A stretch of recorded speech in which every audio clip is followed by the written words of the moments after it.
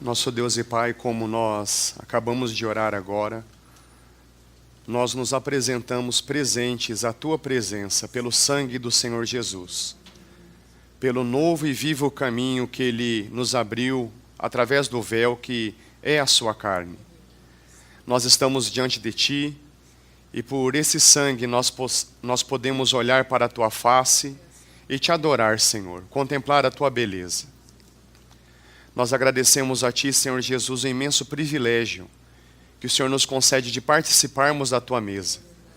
Nós agradecemos porque Tu nos chama à comunhão contigo.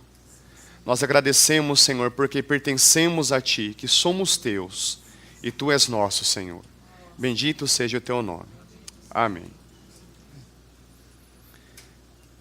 Irmãos, vamos abrir em 1 João, capítulo 1.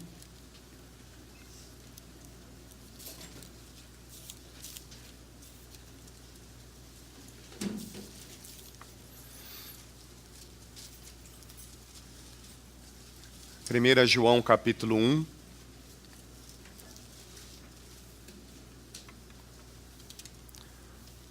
Os versos 1 e 2. O que era desde o princípio, o que ouvimos, o que vimos com os nossos olhos, o que contemplamos e as nossas mãos apalparam a respeito do Verbo da vida. Pois a vida foi manifestada, nós a vimos, damos testemunho dela e vos anunciamos a vida eterna que estava com o Pai e a nós foi manifestada. Então, nesta passagem, o nosso irmão João fala a respeito de um ser que ele designou com o termo o Verbo da vida, e esse ser ele viu, ele ouviu, ele contemplou e ele apalpou. Ele está falando a respeito de uma pessoa, que aqui ele chama de Verbo da vida. Vamos para o Evangelho do mesmo João.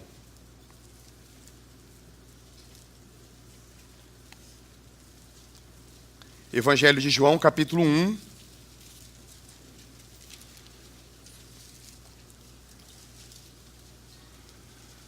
Evangelho de João, capítulo 1. Verso 1. No princípio era o Verbo, e o Verbo estava com Deus, e o Verbo era Deus. Ele estava no princípio com Deus.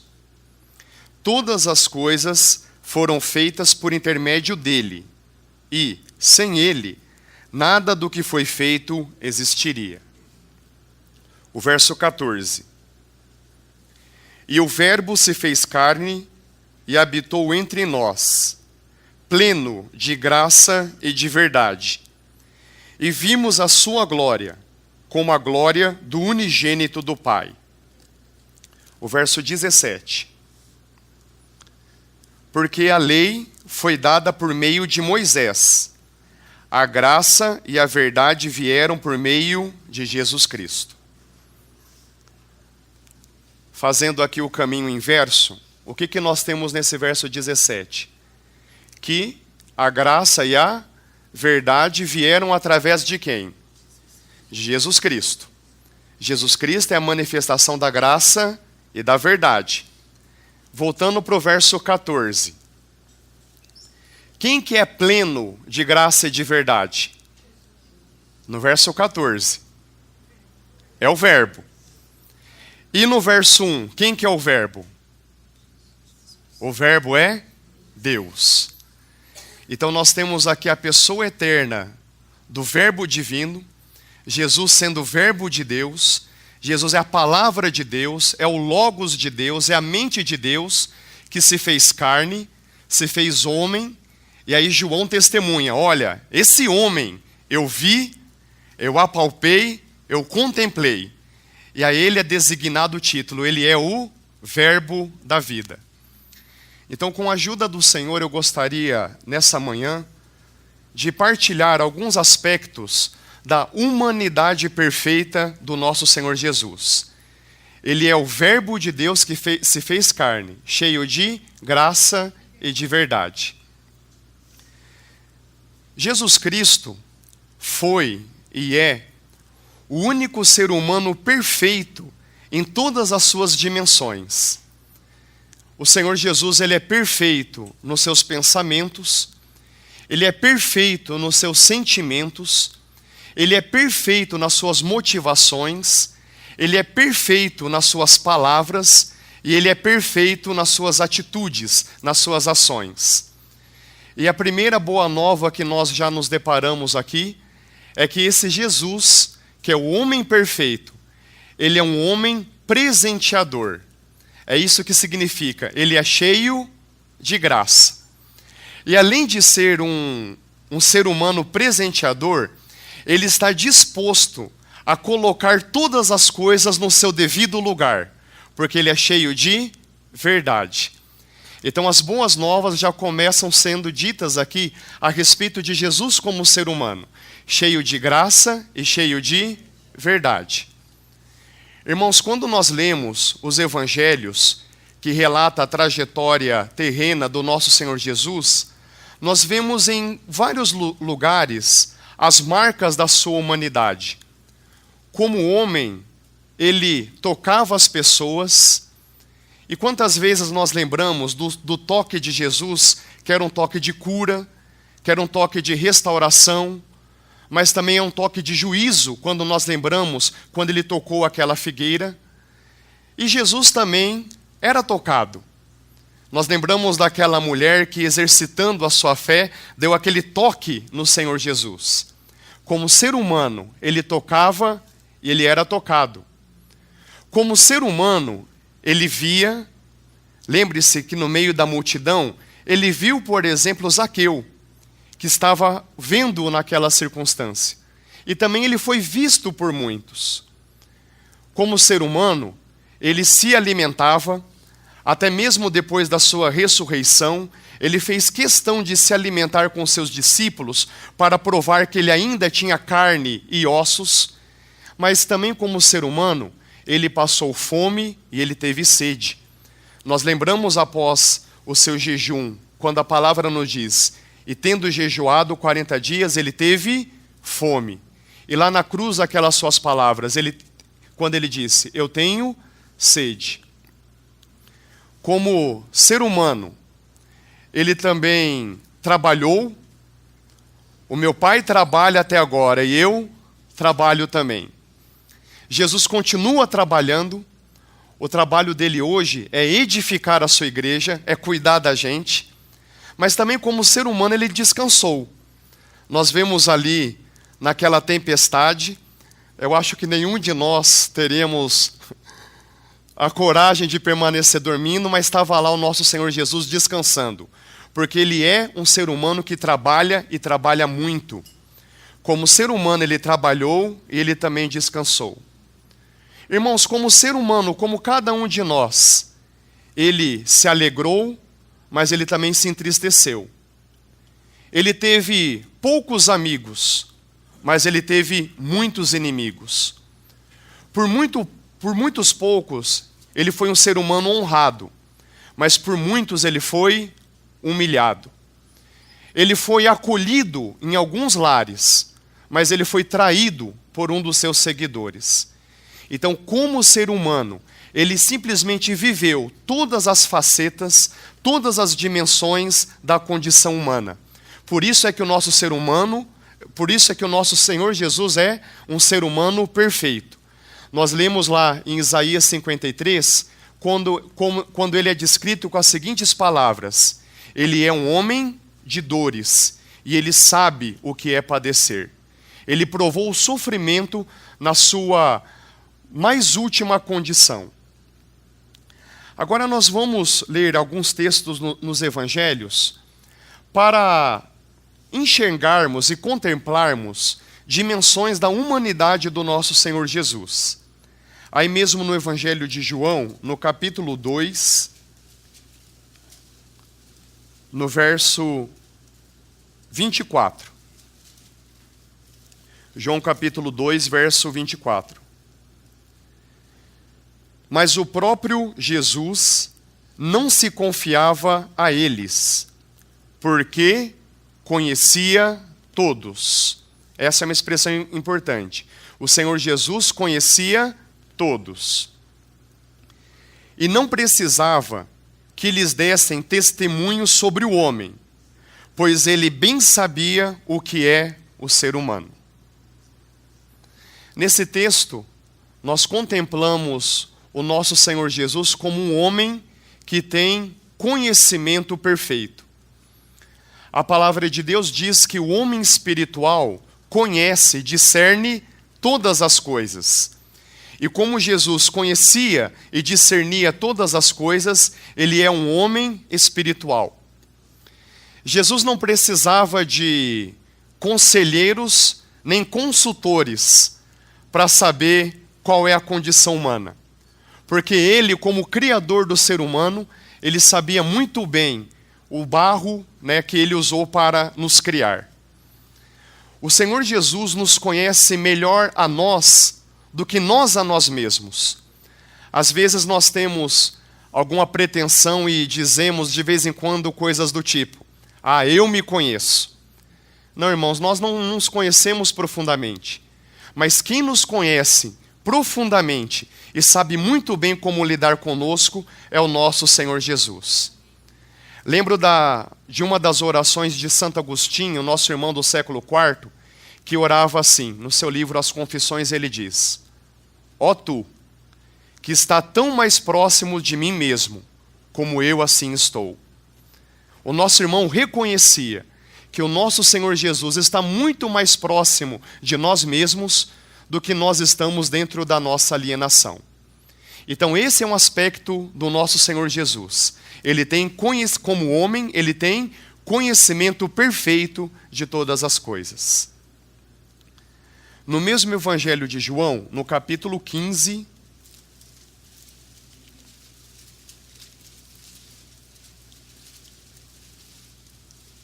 João, capítulo 15, verso 11. Eu vos tenho dito essas coisas para que a minha alegria permaneça em vós e a vossa alegria seja plena. Temos aqui Jesus falando a respeito da sua alegria. Agora vamos para o Evangelho de Marcos, capítulo 14.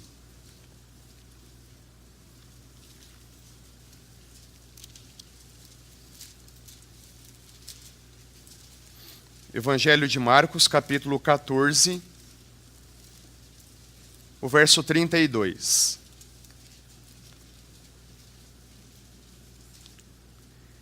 Então foram para um lugar chamado Getsêmani, e Jesus disse aos seus discípulos: sentai-vos aqui enquanto eu vou orar.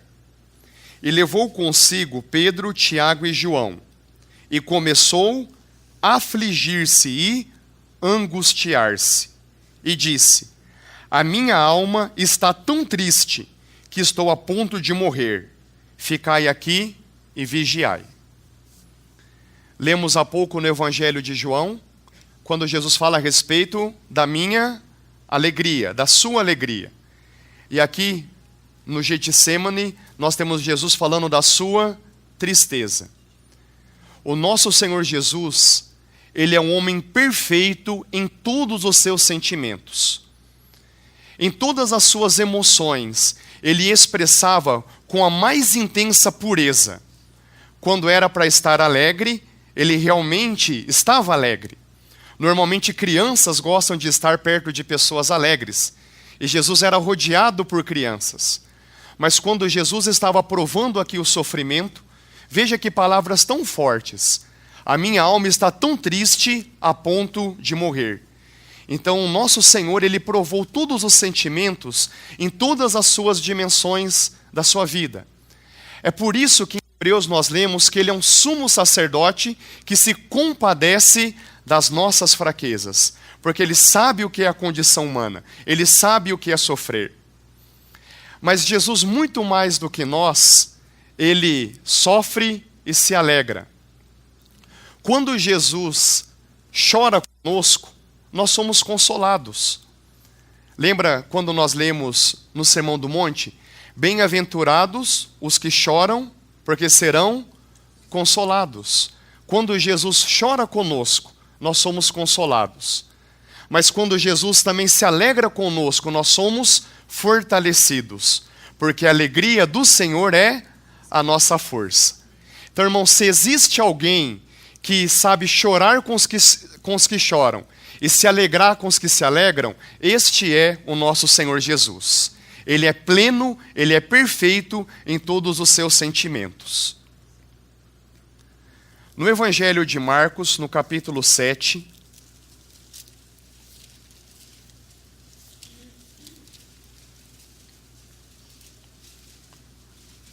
uma outra expressão da perfeição do nosso Senhor Jesus como ser humano.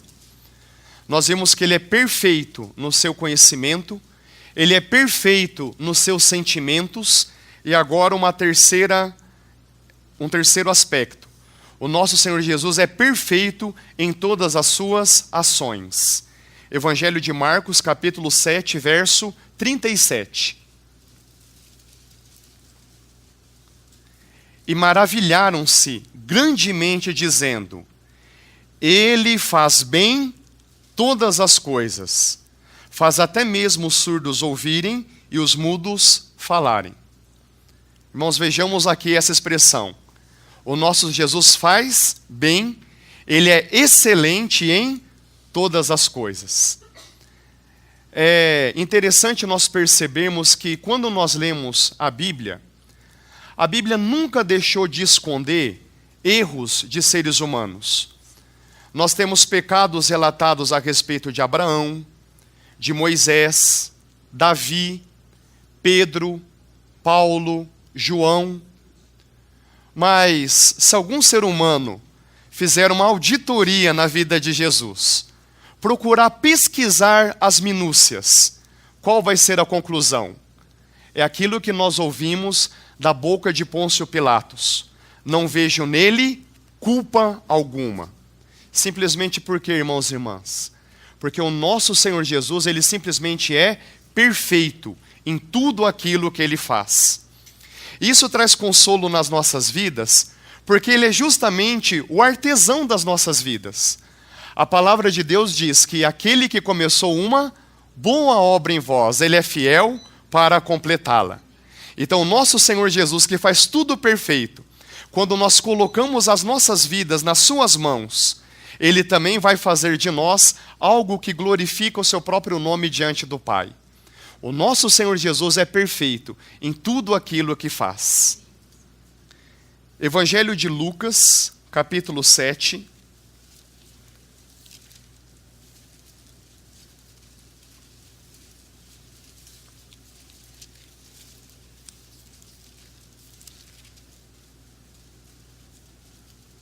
Perdão, irmãos, Evangelho de Lucas, capítulo 4.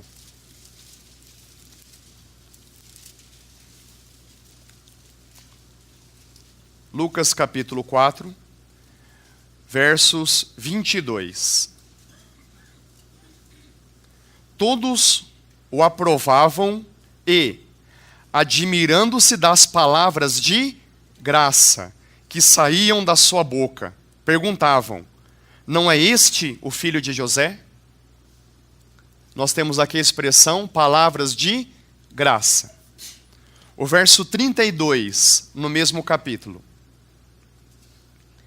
E maravilharam-se com o seu ensino, porque a sua palavra era proferida com autoridade. Palavras de graça, palavras de autoridade. Agora, no capítulo 6 do Evangelho de João.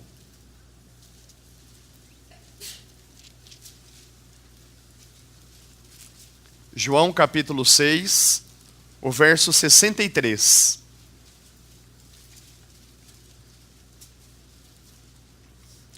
O Espírito é o que dá vida. A carne não serve para nada. As palavras que eu vos tenho falado são Espírito e vida. Então, nos aqui o nosso Senhor Jesus como homem perfeito. O homem perfeito nas suas palavras. As palavras do nosso Senhor Jesus são cheias de graça, são cheias de autoridade, são cheias de espírito e são cheias de vida. O nosso Senhor Jesus, ele é designado, como nós lemos no Evangelho de João, como o Verbo de Deus. Ele é a palavra de Deus, ele é o falar de Deus. E como é que é a palavra de Deus? Ela é uma palavra cheia de graça, autoridade, vida e espírito. O nosso Senhor Jesus, ele era simplesmente excelente em cada uma das suas palavras. Irmãos, quando nós lemos as parábolas de Jesus, os seus ensinos, as perguntas que ele fazia, as respostas que ele dava, irmãos, quão profundas são aquelas palavras. É algo fenomenal, é algo espetacular, é algo que é para a gente realmente se maravilhar. Porque o nosso Senhor Jesus, ele consegue aliar algo que é praticamente impossível para o ser humano corriqueiro. Simplicidade e profundidade. Porque normalmente quando nós somos simples, nós somos rasos. E quando nós somos profundos, é que nós somos complexos. Mas o nosso Senhor Jesus, com as suas palavras de graça, de autoridade, de vida e de espírito, ele é simplesmente simples e profundo. Então, essas são as palavras do nosso Senhor Jesus como o homem perfeito. E por fim, aí no Evangelho de João, no capítulo 6, ainda no capítulo 6, no verso 38.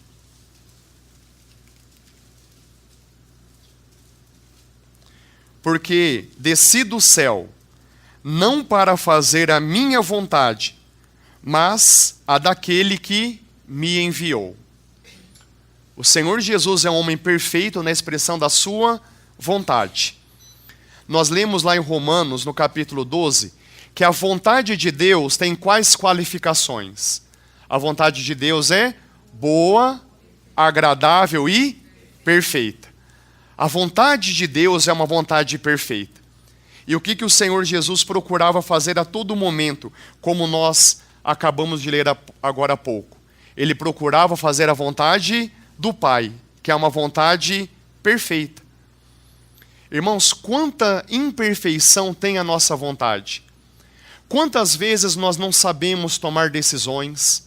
Quantas vezes nós não sabemos projetar coisas para a nossa vida, né? Mas principalmente no ponto de tomar decisões. Mas a vontade do nosso Senhor Jesus era uma vontade perfeita. Por qual motivo? Porque ele buscava obedecer à vontade do Pai, que é uma vontade boa, agradável e perfeita. Então, irmãos, que esses versículos realmente fiquem nos nossos corações e que o Espírito Santo use-os para realmente deixar claro para nós que nós adoramos um ser humano perfeito.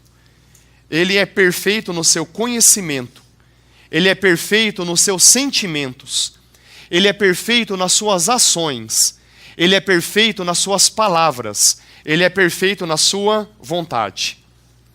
Algo interessante que no Salmo 8, nós lemos uma pergunta ali feita por Davi. Ele faz uma pergunta: o que é o homem? O que é o homem para que dele te lembres? E o filho do homem para que o visites? Mas ele faz aquela pergunta: o que é o homem? Mais de aproximadamente 1000 anos depois, o próprio Deus responde à pergunta feita por Davi usando a boca de Pôncio Pilatos. Após o Senhor Jesus sofrer ali os seus flagelos, Pilatos traz Jesus diante da multidão e responde àquela pergunta com a seguinte expressão: eis o homem. O que é o homem? E Deus responde essa pergunta usando os lábios de Pilatos, apontando para Jesus: eis o homem. É por isso que nós lemos também Atos, no capítulo 2, no verso 22, que o Senhor Jesus, por causa da sua perfeição em todos os sentidos, ele é o homem aprovado por Deus. Então que o bendito Espírito Santo, abra cada dia os nossos olhos espirituais para contemplarmos o nosso Senhor Jesus como o ser humano perfeito. Amém? Senhor, realmente essa é a nossa oração. Nós precisamos, Senhor, dos nossos olhos espirituais abertos. E vem nos abrir, bendito Espírito Santo de Deus, para contemplarmos o Senhor Jesus como homem perfeito. Nós reconhecemos, Senhor, como homem perfeito em seu conhecimento, sentimentos, ações, palavras e vontade. Nós agradecemos, Senhor Jesus, porque hoje Tu estás vivo como homem. Como homem Tu intercedes por nós. E como homem Tu voltarás, Senhor, para estarmos contigo para todo sempre. Nós agradecemos, Senhor, porque nós não cremos em lendas, nós não cremos em historinhas infantis, mas nós cremos em fatos históricos. Um homem que realmente peregrinou nessa terra, que pessoas tocaram, viram, apalparam e contemplaram. A Ti, Senhor Jesus, nós rendemos esse reconhecimento como homem perfeito, o nosso Senhor Jesus. E também rogamos, bendito Espírito Santo, que a cada dia das nossas vidas, Tu esteja nos conformando a este homem perfeito. Porque quando o Senhor disse, façamos o homem a nossa imagem e semelhança, o Senhor Jesus é essa imagem da qual nós queremos e precisamos ser conformados. Visita-nos, Senhor, e faça de nós homens e mulheres segundo o Teu coração. Amém, Senhor.